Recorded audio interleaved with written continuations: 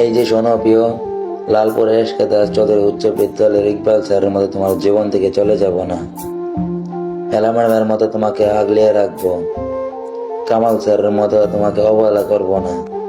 হয়তো আমি আশাদ স্যারের মতো স্টিল করতে পারি না, তবে সুজন স্যারের মতো তোমার মন বুঝতে পারি। হয়তো আমি ফারুক স্যারের মতো মেধাবী না, কিন্তু শরীফ স্যারের মতো সহজ সরল।